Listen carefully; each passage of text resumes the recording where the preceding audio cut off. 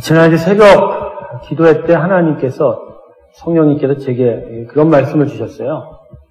하나님 정말 이 교회와 성도들에게 은혜가 참 많이 필요합니다. 은혜와 긍휼을 많이 부어주십시오. 근데 느닷없이 성령님께서 저에게 하시는 말씀이 반석에서 물이 나올 것이다. 반석에서 물이 솟아날 것이다. 라고 하시죠. 하나님 그 두꺼운 돌에서 어떻게 물이 나옵니까? 제가 모세도 아니고 지팡이도 없습니다. 했더니 아니다. 그 두꺼운 돌덩어리라 하더라도 반석에서 물 나온다. 반석이 되면 물이 나온다. 라고 말씀하시더라고요. 이것을 놓고 한참 동안이나 묵상을 했어요. 반석에서 물이 나옵니까? 반석에서 물이 나와요? 우리의 기본적인 지식과 상식, 경험으로는 두꺼운 돌덩어리에서, 철판과 같은 돌덩어리에 물이 솟아날 수가 없어요. 그냥 흙바닥에서도 땅을 파내려가도 어떤 때는 물 한 방울 끌어올릴 수가 없는 그런 세상인데 돌덩어리에서 물이 솟아나다니 이게 말이 돼 있습니까?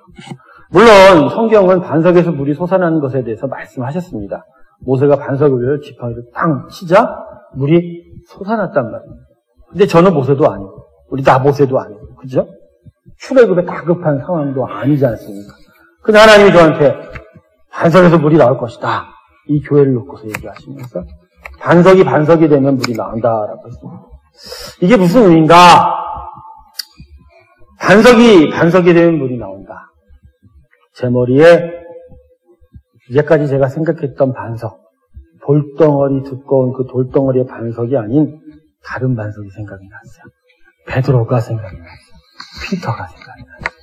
피터의 그 고백을 뭐라 하셨어요? 반석이라 하셨어요. 그죠?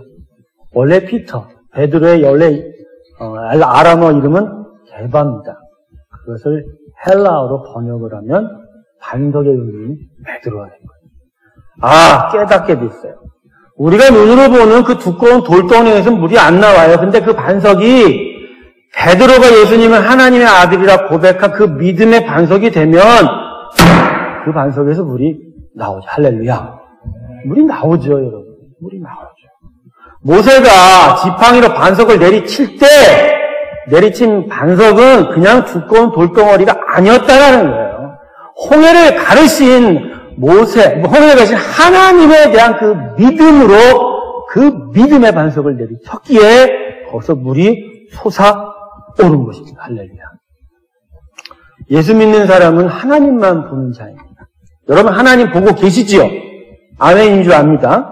자, 여러분들 하나님의 무엇을 보고 계십니까? 우리가 사람을 본다고 얘기할 때 사람의 특정 부분을 보지 않습니까? 사람 본다고 할 때 그분의 인격을 보기도 하고 외모를 보기도 하고 그분의 행동을 보기도 하지 않습니까? 그렇다면 마찬가지로 우리가 지금 하나님을 본다 그러면 하나님의 지금 무엇을 보고 계세요? 여러분 하나님의 지금 무엇을 보고 계세요? 하나님의 성품을 보고 계세요? 아니면 하나님의 역사를 보고 계세요? 하나님의 능력을 보고 계세요? 그분의 은혜와 긍휼을 보고 계시냐고요? 제가 오늘 좀 심각한 질문 하나 드리고 싶어요. 여러분 오늘 주일 예배 나온 이유가 무엇입니까? 누구 때문입니까? 정확히 말해서 여러분 이 예배를 하나님 때문에 나오셨습니까? 아니면 여러분 때문에 나오셨습니까? 하나님 때문에 이 예배 나오셨어요? 아니면 여러분 자신 때문에 나오셨나요? 예배는 뭐죠? 하나님을 높이는 거예요. 그러니까 예배는 기본적으로 하나님 때문에 나오는 거예요. 그분 때문에 나오는 거죠. 그런데 만약 우리가 이 예배에 우선적으로 내가 무엇을 받을 것을 먼저 생각하고 나온다면 이 예배는 예배가 아닙니다. 먼저 하나님께 영광을 드려야 할 그곳에 내가 받을 것, 내가 얻을 것, 나를 세우게 되면 예배는 성립되는 거 아니에요. 그건 사람의 잔치인 거예요. 여러분, 우리의 예배는 하나님 때문에 나와야 합니다. 하나님이 세워져야 할 예배에 사람이 먼저 세워지면 우리의 예배가 다른 우상의 예배와 다를 것이 무엇이 있겠습니까? 똑같아요. 그래도 목사님 다르지 않아요? 아니요. 하나님이 안 계시거든요. 하나님 영광 안 받으면 그건 우상의 잔치와 똑같은 거죠. 전 여러분과 지금 서두에 두 가지 아주 심각한 이야기를 나눴어요. 반석에서 물이 나온다. 우리의 예배는 주인이 누구인가? 여러분 이 두 가지 이야기가 우리에게 공통적으로 던져지는 질문은 한 가지입니다. 그것은 믿음의 사람은 무엇을 보고 사는 사람인가라는 믿음의 사람은 과연 무엇을 봐야 되는가? 여러분 이 질문은 아주 심각한 질문이에요. 내가 아무리 예수 믿는 사람이다, 하나님의 사람이다라고 확신을 해도 내가 지금 보고 있는 것이 하나님이 보기를 원하는 것이 아니라면 그건 내가 예수 믿지 않는 증거예요. 나만 착각하고 있을 뿐이다. 더욱더 중요한 건 우리가 믿음 안에 있다 할지라도 무엇을 보느냐에 따라서 우리의 삶의 결과가 너무나 달라지기 때문입니다. 오늘 본문의 주인공이 엘리야죠. 엘리야 선지자는 요새 우리들의 시각으로 보면 구약 성경이 자랑할 만한 스타 중에 스타입니다. 구약 성경을 계속적으로 읽어보면 참 믿음의 여러 영웅들이 나타나지 않습니까? 그래서 저는 구약을 통해서 세 가지 큰 스타를 생각해 봤어요. 첫 번째는 출애굽 시대의 모세. 그죠? 얼마나 많은 기적을 행하셨습니까? 초기 왕정 시대의 다윗. 드라마틱한 인생, 그 다윗. 그리고 중후반기 왕정 시대에 있어서 독보적인 존재인 바로 이 엘리야 선지자. 여러분, 엘리야가 스타가 된, 엘리야를 스타로 만든 사건이 하나 있어요. 오늘 본문의 기록 전에 있는 사건인데, 바로 열왕기상 18장에 나타난 사건이죠. 850대 1의 싸움을 벌인, 바로 갈멜산의 사건이 이 엘리야를 정말로 스타로 만들어 놓은 사건입니다. 바알 선지자 몇 명? 450명. 아세라 선지자 몇 명입니까? 400명. 도합 850명 앞에서 하나님의 선지자로서는 단 한 사람, 엘리야가 누구의 신이 우월한지를 대결하게 됩니다. 산 위에 제단을 벌려놓고 누구의 신이 그 제단에 불을 내리는가로 대결하게 되겠죠. 여러분, 이 대결은 여러분이 잘 알고 있어요. 이미 성경을 다 읽었으니까 너무나 싱겁게 하나님의 승리로 끝났습니다. 하루 종일 이방 선지자들이 춤을 추고 주문을 외우고 정말 세상 말로 별짓을 다 했어도 바알과 아세라, 그들이 믿는 우상은 제단 위에 불을 내리지 못합니다. 그러자 엘리야 선지자가 나서죠. 물을 오히려 제단에 뿌립니다. 흥건하게 뿌립니다. 옆에 도랑에 물이 찰랑찰랑하게 넘치도록 뿌려요. 그러면서 바로 기도하니 하늘에서 뭐가 내렸어요? 불이 내렸어요. 엄청난 불이 내리고 제단을 채우고 도랑에 있었던 그 물조차도 다 핥아버리는 그런 불이 내렸지 않습니까? 이 대결의 승리로 엘리야는 단숨에 바알 선지자 450명을 도륙합니다. 단 한 칼에 그들의 백성과 함께. 여러분, 엄청난 승리가 이 갈멜산 위에서 이루어진 거예요. 그럼 이 승리의 현장 중심부에 누가 있어요? 엘리야 선지자가 있었다는 말입니다. 그런데 바로 이런 엄청난 승리가 벌어진 이후에 도저히 이해할 수 없는 대반전이 엘리야에게 나타났어요.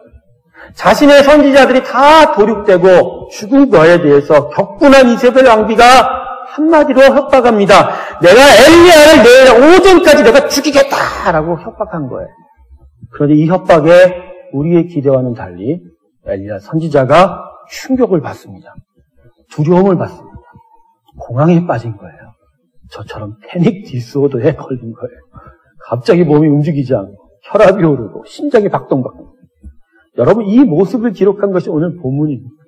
이 본문을 보면 엘리야가 정신이 없이 그 갈멜산 승리의 현장의 그 중심에 서 있던 그 능률했던 엘리야를 도저히 찾아볼 수 없이 두려움에 차고 공포에 찌든 그런 엘리야의 모습을 찾아볼 수 있다. 결국 엘리야는 목숨을 구하기 위해서 어디로 갔죠? 부엘세바, 바로 이스라엘 땅 그 마지막 때까지 부엘세바로 가서 거기서 다시 광야로 피신하게 됩니다. 거기서 다 죽겠다고 하나님께 한탄을 하며 지쳐 쓰러졌죠. 그러나 하나님께서 약간의 음식을 천사를 통해서 공급해줬는데 그걸 먹고 다시 우로 올라가서 사역을 한 게 아니라 이세발이 여전히 두려워서 남쪽 더 멀리 저 시내 강약 남단에 위치한 호렙산의 동굴 안으로 숨어 버리게 된 것이다. 도대체 엘리야에게 어떤 일이 일어난 것인지 도무지 이해가 가지 않습니다. 바알 선지자 450명을 한칼에 죽일 수 있었던, 그렇게 능력하고 자신감을 쳤던 엘리야가 한 여자의 협박 소리에 겁을 집어먹고 저 멀리 그것도 깊은 광야의 높은 산 그 중턱의 한 동굴 속으로 숨어버렸다니요. 여러분, 우리의 생각으로는 그렇지 않잖아요? 450명이나 되는 바알 선지자들을 죽였던 엘리야라면 이세벨의 협박이 들렸다면 오히려 왕궁으로 쳐들어가는 거죠. 쳐들어가서 그녀를 죽일 수도 있었을 것이라고 저는 생각합니다. 안 그래요? 이렇게 큰 승리를 이룬 하나님의 선지자가 이방 우상을 섬기는 한 여인을 손보는 것은 너무나 쉬운 일 아닌가요? 너무나 쉬운 일 아니에요? 정말 쉬운 일이었을 거예요. 그런데 어떻게 엘리야가 죽이겠다는 한마디 협박에 이렇게 비참하게 도망을 갈 수가 있냐. 엘리야가 보여준 실패는 사실 엘리야만의 실패가 아니에요. 여러분, 사실 우리의 삶 가운데서 항상 일어나는 것이 오늘 엘리야가 보여준 실패입니다. 우리의 믿음의 행동을 통해서 때로는 승리를 얻을 때가 있지 않습니까? 열심히 기도를 하고 하나님께 간구하고 예배를 드리면서 우리 안에 있는 우리를 괴롭히는 대적자들, 우리의 장애물들을 극복하고 이겨나가는 때가 많습니다. 사학과 직장에서 어느 정도의 성과를 거두게 됩니다. 병마와 싸워서 차도를 얻게 돼요. 게을렀던 자녀들이 열심히 공부를 하게 됩니다. 빈곤했던 가정 형편들이 조금씩 나아져 가는 것 같아요. 그런데 어느새 이전보다 더 안 좋아진 경우를 당하게도 됩니다. 일어설 것만 같던 회사가 다시 어려움에 빠집니다. 직장에서 승진할 것 같았는데 또다시 누락이 된 거예요. 병이 나은 것으로 알았는데 또 재발했어요. 이 성적이면 되겠다 싶었는데 우리 자녀가 좋은 학교에 들어가지 못했어요. 어려운 가계 형편이 좀 풀리나 싶더니 여전히 빈곤투성이에요. 가계부에 마이너스만 계속 들어갑니다. 그래서 마음이 더 아파요. 너무나 지쳐서 다 때려치우고 싶어요. 이제는 정말 포기하고 싶은 거예요. 도대체 하나님, 우리를 축복하신다고 했는데 도대체 이게 무엇입니까? 라고 원망이 생기기 시작하는 것입니다. 결국 우리의 마음이 어떻게 돼요? 굳어집니다. 굳어지는 거죠. 여러분, 마음이 굳어졌다는 것은 저는 이렇게 생각합니다. 엘리야가 도망쳤던 것처럼 우리가 우리의 믿음에서 일정 정도 거리를 두었다라는 것이에요. 차마 하나님을 저버리기는 좀 뭐하니까. 하나님을 배신하기는 좀 뭐하는데. 그런데 믿음으로 살아가는 것에 마음이 움직이지가 않는 거예요. 그러니까 하나님을 아는 상태에서 일정 정도 거리를 놓고서 그냥 그 자리에 머물고 있는 거예요. 광야 그 로뎀 나무 아래 주저앉아 지쳐있던 엘리야의 그 모습이 바로 이와 같은 모습이다. 여러분, 제가 여러분의 삶을 너무 과장했나요? 틀리나요? 맞지요. 맞아요. 믿음 생활을 계속 지속하면서 엘리야와 같은 실수가 반복이 되기 시작하면 우리 안에 바로 이러한 일들이 나타나기 시작해요. 마음이 굳어져 가는 일들, 굳은 마음이 된 일들, 도저히 믿음의 역사가 일어날 수 없는 굳은 땅이 되어져 간다라는 것이죠. 그래서 어쩌면 우리는 엘리야가 될 수도 있고 지금 어쩌면 엘리야인지도 모릅니다. 850대 1의 승리를 경험했지만 결국은 호렙산의 동굴로 도망갈 수밖에 없었던 엘리야. 그건 바로 우리 인생이다. 여러분, 엘리야의 문제가 뭡니까? 그리고 이 엘리야의 문제에 비추어 본 우리의 문제가 무엇인가요? 그것은 바로 being, 존재와 doing, 행동을 구분하지 못했기 때문입니다. 나의 삶의 근원이, 나의 삶의 시작이, 기초가 being에 있는가 아니면 doing에 있는가를 제대로 깨닫지 못했기 때문이라는 것입니다. 여러분, 우리 삶의 기초, 우리 삶의 근원이 무엇입니까? 여러분, 우리의 삶이 우리의 행동 위에서 이루어집니까? 만약에 우리가 세상에 속한 사람이라면 이 말이 어느 정도 맞는 답일 수 있어요. 아담의 죄 이후로 세상의 삶은 사람은 노동을 하고 살아야 하기 때문에 그 노동, 행동, doing이 내 삶을 결정해요. 열심히 노력해서 부자가 될 수 있어요. 열심히 공부해서 높은 지위에 올라갈 수 있어요. 여러 가지 방법을 통해서 내가 여러 힘을 얻을 수가 있는 거죠. 그것이 나의 삶을 결정지을 수 있다라는 것이죠. 그런데 하나님에 속한 사람은 이건 틀린 답이에요. 하나님의 사람, 믿음의 사람은 그렇게 사는 삶이 아니라는 것이죠. 하나님의 사람은 doing으로 자신의 삶을 결정하지 않습니다. 뭐라고요? 하나님의 사람은 doing으로 자신의 삶을 결정하지 않는다는 것이죠. 하나님은 우리를 찾고 부르시고 선택하셨다는 것은 이제 doing이 아니라 뭐라고요? being으로 사는 삶이다라고 그렇게 가르쳐 주시는 것입니다.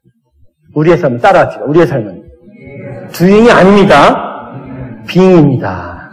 여러분 십자가에서 주님께서 오늘 주제와 연결시켜보면 어떠한 일을 행하셨어요? 우리의 모든 행동에 대한 책임을 다 가져가신 거 아니에요. 우리가 한 모든 doing에 대한 대체 모든 결과들을 다 십자가에서 주님이 다 짊어지셨잖아요. 그 십자가 결국 우리에게 뭐라고 하는 거예요? 너의 행동으로 이제 너는 행동을 사는 자가 아니야. 그건 내가 짊어졌어. 너는 나의 거룩한 자녀요, 나의 왕 같은 제사장이다 라고 말씀하시는 거예요. 십자가가 우리에게 가르쳐줍니다. 너는 doing이 아니야. 너는 살아가는 걸로 살아가는 게 아니야. 그냥 내 안에 자녀됨으로 그렇게 사는 거야 라고 이야기하는 것입니다. 우리 삶의 기초는 being입니다. 하나님의 자녀가 되었다. 그분의 축복을 받았다. 그래서 그분이 우리를 존귀하게 여긴다. 이게 우리의 삶의 정체요, 나의 기초요, 내 삶의 근원입니다. 할렐루야. 믿으십니까? 여러분, 이 기초 위에서, 이 반석 위에서 우리의 삶의 일들이 세워져 가는 거예요. 그렇기 때문에 우리 삶의 doing은 항상 내가 하나님 앞에 누구인지 그 being에 의해서 결정이 됩니다. being이 doing을 이끌어가는 것이죠. 세상이 우리에게 거짓말을 해요. 네가 doing하면 being이 될 거야 라고 얘기합니다. 거짓말 속지 마세요. 하나님은 성경은 우리에게 당신은 being이야. 그 being으로부터 너의 doing은 나타나는 거야. 깨달으셨습니까? 뭔가 지금 마음에 뭔가 인사이트가 올라오세요? 내가 하나님의 사람이라는 존재로부터 나의 삶의 행동이 출발하는 거예요. 나는 하나님의 선택 속에서 축복을 받은 자이다. 그런 being에 대한 확고한 믿음이 있기 때문에 지금 내가 하는 일이 실패로 돌아가도 나는 결코 실패한 자가 아니에요. 지금 이 일에서 어려움을 만나도 나는 실패한 자가 될 수가 없어요. 지금 나의 사업, 직장, 가정에 장애물이 있어도 나는 결코 실패할 수가 없어. 왜? 나에게는 흔들리지 않는 being이 있기 때문에. 그 being은 나를 실패한 자라 여기지 아니하고 영원히 하나님과 함께한 성공한 사람이라고 이미 규정하였기 때문이라는 것입니다. 그렇기 때문에 이 지식이 있어야 세상 앞에서 절망하지 않고 두려워하지 않고 낙담하지 않게 되는 것입니다. 우리의 결국 모든 낙심과 절망이 어디서부터 출발합니까? being에서 출발해요? 아니에요. 내가 행한 doing에서 출발해요. 내가 무언가 해보겠다고 하는 그 doing에서 출발하는 거죠. 그러나 여러분 하나님의 자녀라는 그 소식만 들을 때 오히려 거기서 소망이 나타나지 않습니다. 엘리야가 이걸 잠시 잊은 거예요. 갈멜산의 엄청난 성공 앞에서 자신의 성공의 출발이 마치 자기로부터 시작한, 자기 행동으로부터 시작한 것이라고 여겨진 거예요. 안 그렇거든요. 850대 1의 엄청난 승리는 엘리야로부터 시작된 승리가 아니라 엘리야를 선지자 삼은 그 빙을 주신 하나님으로부터 시작된 일이라는 것입니다. 근데 엘리야의 눈이 성공이라는, doing이라는 것으로 시선이 옮겨간 것입니다. 근데 여러분, 우리가 doing을 중하게 여기면 엄청난 일이 나타납니다. 무슨 아주 악한 다른 doing, 나보다 월등할 것 같고 나보다 강한 것을 보이는 doing에 의하여 내가 무너지게 되어 있다는 것입니다. 여러분, 우리 행동 doing에 묶이면요, 내가 행한 doing보다 월등하고 탁월한 doing이 나타나고 출현할 그때마다 나라는 존재가 흔들려요. 존재가 흔들립니다. 비딩을 하는 거 아시죠, 여러분? 경매할 때 내가 5파운드를 경매했는데 다른 사람이 7파운드를 했어요. 그죠? 그럼 내가 가진 5파운드보다 더 많은 돈을 벌었단 말이에요. 그러면 사실은 그냥 내가 5파운드 건 것이 7파운드에 의해서 눌림을 당한 것 뿐인데 세상에서 사는 우리는 이것 자체가 마치 내 인생의 실패가 된 것처럼 여긴다. 사업을 할 때 그래요. 계약을 할 때 100만 파운드짜리 사업인데 컨트롤을 하니까 조금 낮췄어요. 75만 파운드. 근데 금액보다 더 낮게 들어온 사람도 있단 말이에요. 그래서 그 사람이 50만 파운드의 돈 비딩한 사람이 계약을 체결해 갔어요. 근데 그것뿐이에요. 그냥 주인한테 영향을 미치는 거예요. 근데 그게 내가 뭔가 잘못하고 있는 것 같아. 내가 지금 뭔가 잘못되어 있는 것 같아. 거기까지 영향을 미친단 말이에요. 여러분, 두잉을 움직이는 겁니다. 안전하지 못합니다. 깨어진 세상의 한 조각에 불과해요. 여러분, 우리는 태어나면서부터 깨어진 유리와 같이 태어납니다. 아담의 죄 때문에. 완벽한 한편의 아름다운 유리, 그 그림으로 태어나지 않았어요. 태어나면서부터 깨진 조각으로 태어났단 말이에요. 깨져 있는데 계속 그 깨진 상태에서 움직이면 어떻게 돼요? 더 파편이 일어날 뿐이죠. 여러분, 그래서 우리가 자꾸만 두잉에 매달리게 되면, 우리 행동에 매달리게 되면 내 인생에 깨어진 파편만이 늘어나게 되는 거예요. 깨어진 파편.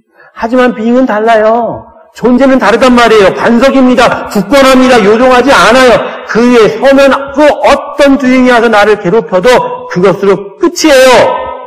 왜? 우리에게는 기본적으로 존재, 하나님의 자녀된 존재가 나로 흔들리지 않도록 하기 때문이다. 야곱이 이것의 전형적인 샘플이에요. 야곱이 태에 있을 때, 그 어머니의 태에 있을 때 하나님께서 뭐라 하셨어요? 큰 자가 작은 자를 섬기리라. 그것은 야곱의 인생이에요. 야곱이 바로 하나님이 이렇게 택한 자, 이렇게 인생 살 것이라고 얘기했어요. 근데 야곱은 이걸 안 믿었어요. 어려서부터 그냥 큰 형, 이겨먹으려고. 그리고 그 인생 속에서 엄청나게 자신의 두잉 때문에 힘들어하지 않았습니까? 그죠? 근데 처음부터 야곱이 이 약속을 믿고 그냥 가만히 하나님이 그렇게 해주실 것이라는 것을 믿고 살았다면 장자권을 팥죽 한 그릇에 팔아먹은 그 에사와 같은 사람이 금방 장자권 버려두고 다른 데 갔을지도 모른다는 거죠. 자연스럽게 에서에 의해 종종을 받고 성김을 받고 이삭의 그 모든 권한을 얻을 수도 있었다라는 거죠. 그런데 야곱의 실수가 뭐예요? 처음부터 빙의 축복을 준 것을 거부한 거죠. 외면한 거죠. 믿지 못한 거죠. 자기가 자꾸 움직여서 무엇을 얻는 것이 자기의 삶인 줄 알아요. 결국 하나님이 야곱의 인생을 어떻게 만들었어요? 바로 앞에 쓰게 만들었죠. 배가 고파서 양식이 없어서 야곱, 애굽 땅으로 내려오지 않았습니까? 그런데 여기서 하나님이 야곱을 훌륭하게 만드십니다. 내가 정말로 가혹한 인생을, 험난한 인생을 보냈다라고 얘기하셨습니다. 근데 이 이야기 속에 뭐냐? 내가 두잉으로 살았더니 그렇게 고통이 많았다라는 거예요. 근데 살고 나보니 하나님이 나에게 처음부터 빙이라고 얘기했던 것을 내가 잊었다. 그러면서 그 권세로, 하나님이 자녀된 그 권세로 세계 최고의 권력자에게 축복하는 거예요. 야곱에게 일생에 있어서 가장 선한 일은 이 하나밖에 없어요. 그런데 그게 야곱에게 있어서 아주 가장 놀라운 일이다. 사랑하는 성도 여러분, 그분이 나와 함께 한다는 거, 그분이 나의 삶에 이미 복이 되셨다라는 거, 그분 안에서 나는 이미 승리를 얻었다라는 거, 이게 내 모든 삶 안에서 내가 굳건하게 설 수 있는 강력한 이유가 됩니다. 할렐루야. 다윗이 물맷돌 6개인가요? 5개인가요? 그 작은 돌 몇 개로 골리앗 앞에 설 수 있었던 것은 다윗 스스로가 무언가 할 수 있다라는 두잉으로 쓴 게 아니죠. 그가 하나님의 자녀된 존재, 그 빙으로 그렇게 설 수 있었기에 그 빙에서 하나님은 두잉이 나타나게 한 거죠. 베드로가 무리를 걸을 수 있었던 것도 뭘 봤기 때문이에요? 자기가 무리를 걸을 수 있다라는 두잉 때문에 걸은 게 아니라 예수님이 계시다라는 빙에 대한 믿음 때문이었다는 거죠. 엘리야가 처음 갈멜산에 850대 1 전쟁 벌일 때 그가 그러한 일을 할 수 있었던 것도 자기의 두잉이 아니라 하나님이 자기와 함께 하신다는 빙에 대한 절대적인 믿음 때문에 일어난 것이다. 믿음의 삶은요, 인공 암벽 타기와 같은 것입니다. 여기 있는 모든 분들 1년 안에 저와 함께 인공 암벽 타기에 다 갔으면 좋겠습니다. 인공 암벽 타기는 그냥 자연의 절벽 타기하고는 달라요. 처음부터 그죠, 줄, 라펠 이런 것들을 다 안전고리를 다 매고요. 그러니까 처음부터 안전에 대한 확신이 있는 거잖아요. 올라가다가 힘이 떨어져서 고리를 놓치고 발을 헛디뎌서 떨어져도 안 떨어지죠. 매달고 있는 줄이 붙들고 있으니까. 그래서 다시 도전하고 또 다시 올라설 수 있는 거죠. 그래서 결국은 내가 목표한 지점까지 올라갈 수가 있는 겁니다. 여러분, 믿음이라는 건 바로 이거예요. 하나님이 기본적으로 우리를 안전하게 지킨다라고 확신이 죽은 거예요. 그 빙이 있는 거예요. 거기서 계속적으로 주인이 나가는 거예요. 실패해도 그분이 계속 붙잡고 있기 때문에 끊임없이 도전하는 거고 끊임없이 나아갈 수 있는 거예요. 거기서 실망과 좌절과 낭망이 있을 수가 없는 거죠. 그분이 붙잡고 있는데, 근데 그분이 붙잡고 있는 줄에 대해서는 전혀 신뢰가 가지 않고, 내가 지금 올라가고 있는 그 주인에 대해서만 내가 관심을 갖고 그것만 의지하다 보면, 떨어지면 어떡할래? 놓치면 어떡할 거예요? 그러니까 걱정이 생기고, 불면증이 생기고, 소화불량이 생기고, 아파하는 거예요. 제가 그러고 살았어요. 살았다니까요. 하나님이 계시는데 하나님의 비의 그 절대적인 믿음이 저한테 주어졌음에도 불구하고 내가 하는 일이 뭔가 잘못될까 봐 그것 때문에 잠 못 자고 힘들어하고 아니더라고요. 노니까 떨어져 보니까 내게 안전한 줄이 묶여져 있으면 그때 제가 깨달았어요. 하나님이 나를 처음부터 그렇게 붙잡고 있다는 걸 깨달았어요. 할렐루야. 반석에서 물이 나옵니다. 믿습니까, 여러분? 여러분이 하나님의 자녀라는 그 존재에 대한 절대적인 믿음이 있다면 내 앞에 아무리 두꺼운 돌이 있어도 그 두꺼운 돌에서 물 터져 나옵니다. 이거 믿는 자의 축복이 있을지어다. 믿음으로 사는 거죠. 여러분, 그렇기 때문에 우리가 예배에 나 때문이 아니라 하나님 때문에 나올 수 있는 거지. 내가 한만 힘들고 아프고 어렵고 마음이 쓰다리고 고통을 당해도 예배 나올 때는 난 하나님 예배해야 돼 라고 합니다. 그분이 나의 주인이야 왕이야 그렇게 고백하고 찬양할 때 그분이 나에게 빙을 가르쳐 주세요. 너는 나의 사랑하는 자녀야. 내가 더 이상 포기할 수 없는 자녀야. 나야 너 함께할 거야. 근데 그 안에서 내가 새로워지는 거예요. 나의 잘못된 주행에 대한 실패가 위로받는 거예요. 다시 도전할 수 있는 용기가 생기는 거예요. 근데 여러분 매일 예배 와서 여러분의 주행에 대한 아쉬움과 원망과 불평과 그 아픔만 토로해 보세요. 하나님에 대한 비행의 확신이 없는데 여러분 그 주행에 무슨 위로가 올 거예요? 그저 옆에서 두들겨 주겠죠. 잘 살 수 있어. 이거 좀 고쳐봐. 거짓말. 그걸로는 안 돼요. 그거는 조금의 진보가 있을 뿐이지 또 다른 주인, 또 다른 사람의 주인을 만나게 되면 흔들려 버리는 거예요. 설교를 준비하면서 저는 우리 교회 예배에 부흥이 임할 것을 확신했어요. 어떻게 하면? 나를 보지 않고 여러분이 하나님을 보고 나온다면 이 예배는 부흥합니다. 하나님 때문에 예배 나오세요. 그분이 영광을 받으실 때 우리에게 부흥을 주실 거예요. 그분의 부흥 안에서 우리는 풍성하게 은혜를 얻을 거예요. 그분이 당신의 자녀 삼았다라는 확신에 찬 약속을 가지고 용기를 얻을 거예요. 자신감을 얻을 거예요. 위로를 받을 거예요. 그걸 가지고 여러분이 삶터에서 열심히 계속 챌린지 해보세요. 처음에 힘들겠죠. 실패하겠죠. 또 내 눈에 무언가 다른 것들이 보이겠죠. 하지만 계속 반복하여 하나님께 예배하고 그분 영광을 높이고 그분만이 나의 주인입니다. 왕입니다. 라고 이렇게 찬양하고 올려간다면 그 안에서 두꺼운 돌이 깨지는 거고 물이 솟아오르는 거고 그 물이 나를 흠뻑 적셔서 영원토록 마르지 않도록 하실 줄로 믿습니다. 할렐루야. 여러분 그러기 때문에 우리가 십자가에 죽을 수가 있는 거예요. 여러분 십자가에 죽을 때 뭐 때문에 죽지 못해요? 내가 가진 것이 너무 소중해서 내가 붙잡고 있는 것이 이게 너무나 아까워서 그래서 십자가에 뭔가 죽으면 내가 실패될 것 같고 내가 무언가 없어질 것 같고 그게 두려워서 십자가에 죽지 못하는 거 아닌가요? 근데 하나님이 나를 그렇게 사랑하신다고 나의 전부가 되신다라고 그렇게 확신을 주신다면 아무런 주저 없이 십자가에 죽는 거죠. 그걸 다 내려놓고 나의 목숨, 나의 삶의 모든 방식과 가치관을 다 포기하고 죽어도 십자가에 죽고 나서 나한테 대신하여 얻어지는 절대적인 하나님의 존재, 그 빙의 축복이 있다면 일주일에 한 번이 아니라 하루에도 몇십 번도 십자가에 죽을 수 있고 그 죽는 것이 아깝지 않게 될 것입니다. 여러분의 삶을 두잉에 묶지 마십시오.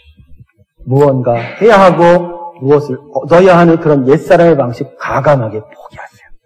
대신에 나는 하나님의 자녀다. 난 하나님의 자녀야. 난 그분의 왕같은 백성이야. 그 존재의식 빙에 여러분의 인생을 묶으세요. 여러분의 생각을 묶으세요. 여러분의 가치관을 묶으세요. 네, 물론 우리 일을 해야 돼요. 두잉으로 먹고 살아야 돼요. 그런데 어디에 기초를 두고 어디로부터 시작된 두잉인지에 따라서 우리의 두잉은 때로는 우리에게 아픔으로 다가올 수 있지만 내가 정말로 확고한 반석에서 시작되는 나의 두잉이라면 나는 하나님의 역사를 경험할 수 있는 승리의 도전을 매일 날마다 하게 될 것입니다. 하나님은 우리의 보는 내용을 바꿉니다. 돌덩어리 반석이 있어도 그걸 보게 하지 아니하시고 믿음의 반석을 보게 하십니다. 자신이 이룬 행동, 남이 이룬 업적, 세상이 쌓은 기념탑에서 우리의 시선을 옮기세요. 어디로? 변하지 않는 구원의 약속, 언제나 함께 하시겠다라는 존재의 약속, 결코 변하지 않는 그 약속을 믿게 하신다라는 것입니다. 그것이 우리 삶에 하나님이 주시는 은혜의 길입니다. 은혜는 이렇게 옵니다. 여러분 죽음을 생각하고 영원한 생명을 생각해보면 우리의 두잉은 버려지는 거예요.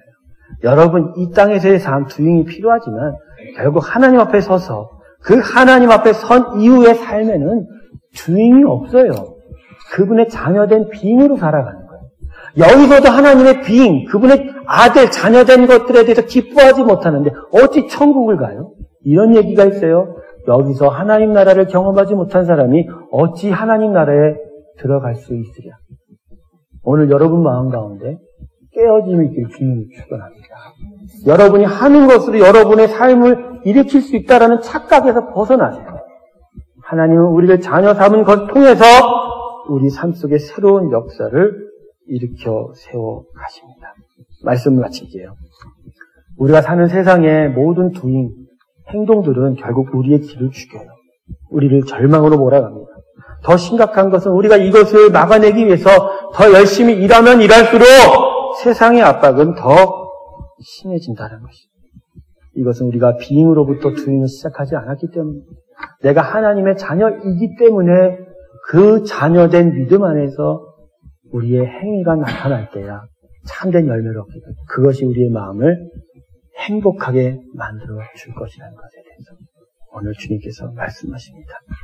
빙을 굳건하게 붙으십시오. 하나님 여러분의 하나님이십니다. 결코 여러분 포기하지 않습니다. 끝까지 붙들 것입니다. 그래서 노된 나무 아래 굳어진 마음으로 주저앉지 마시고 다시 도전하세요. 실패해도 다시 끌어올릴 것이고 미끄러져도 다시 끌어올릴 것이고 거듭거듭 그렇게 열심히 살아가다 보면 그분의 빙이 나를 책임져 줄 거라는 것. 그래 차원에서의 우리의 삶에 최선이 필요합니다. 이 모든 축복이 여러분 가운데 있길 주님을 축원합니다. 오늘 이 시간 이 말씀을 붙잡고 함께 기도하기를